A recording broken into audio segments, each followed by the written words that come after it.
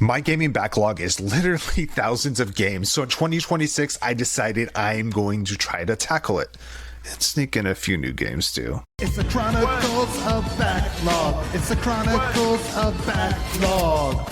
In January 2026, these are the 12 games that I finished. So the first one is Outer Wilds. After working through this game through the majority of 2025 on the first day of the year, I finally finished the game.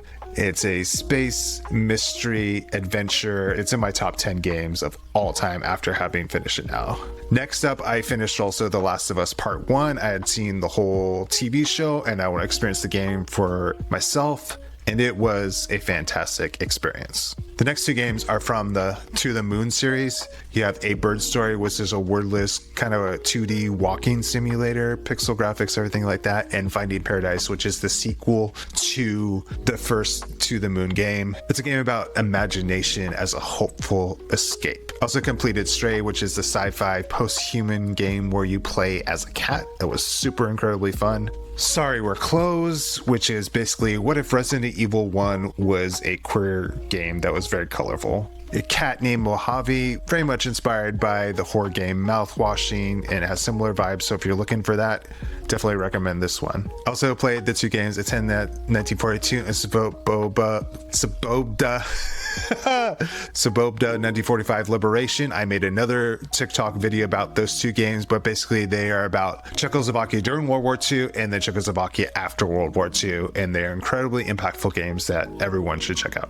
Also played the Carrot trilogy, which are these short 15 to 30 minute point and click visual novel games that are very colorful, very bright, and has some magical realism elements to it. Speaking of story games, I finally got around to playing Lost Records Bloom and Rage, and this from the creator of Life is Strange. It has all the 90s nostalgia you could imagine. Lastly, I played Dead Format, which is basically a game where you put in a VHS and it's basically different types of old corny horror films, but then you can walk into those films, and I had a great time exploring the world. Two games that I did not finish were Heavy Rain and Beyond Two Souls. I found the controls really frustrating in both of them, and the story didn't grab me or pull me in on either one of them, so I just dropped them and didn't continue on. But two games I started but did not finish are Perfect Tides Station to Station, which is a sequel to the original Perfect Tides, and the writing, as expected, is incredible. It's charming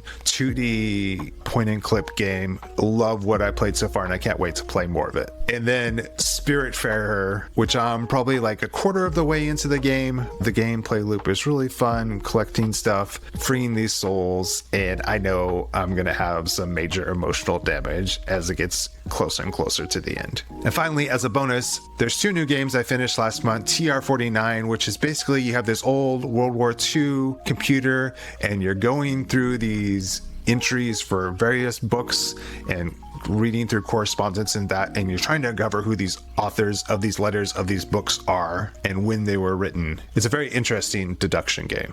Lastly, Hank Drowning on Dry Land. It has a cool thing where you can reverse time and redo the puzzles in the game, and then you also create paradoxes with yourself, and you can encounter your paradox or like time collapses. And I thought that was a cool mechanic that they added into the game, and even though this game is like maybe 30 minutes at max, I wanted like 20 more levels of this, so I hope that the developer gets some funding so that they can expand this into a much greater and bigger game. So that's it. That's the games I played in January 2026. What games did you play?